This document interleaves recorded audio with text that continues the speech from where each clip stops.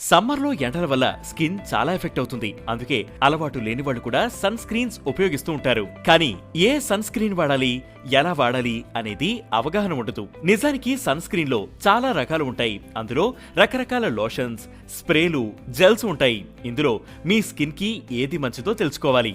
Sun screen వాడేటప్పుడు ఎప్పుడు కూడా యూవీఏ, యూవీబీ ప్రొటెక్షన్ ఉండేదాన్ని తీసుకోవాలి. దీనివల్ల స్కిన్ ని సన్ బర్న్, చర్మ సమస్యలకి కారణమయ్యే యూవీ రేస్ నుండి కాపాడుకోవచ్చు.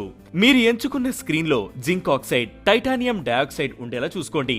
ఇది యూవీఏ, యూవీబీ కిరణాల నుంచి చర్మాన్ని కాపాడుతాయి. ఎప్పుడు కూడా SPF 30 లేదా అంతకంటే ఎక్కువగా ఉంటే సన్ స్క్రీన్ మాత్రమే వాడాలి. SPF సూర్యకిరణాలను అబ్జర్వ్ చేసుకుని రిఫ్లెక్ట్ చేస్తుంది. దీంతో మీ స్కిన్ ఎఫెక్ట్ అవ్వదు. కొంతమంది ఒకేసారి ఎక్కువ క్వాంటిటీ సన్ స్క్రీన్ రాసుకుని ఎండలో సేఫ్ అనుకుంటారు. కానీ సన్ స్క్రీన్ రాసి రోజంతా ఉండడం కాదు. ప్రతి 2 గంటలకు ఒకసారి ఖచ్చితంగా సన్ స్క్రీన్ రాయండి. దీనికోసం మీరు సన్ స్క్రీన్ స్ప్రేని కూడా వాడొచ్చు.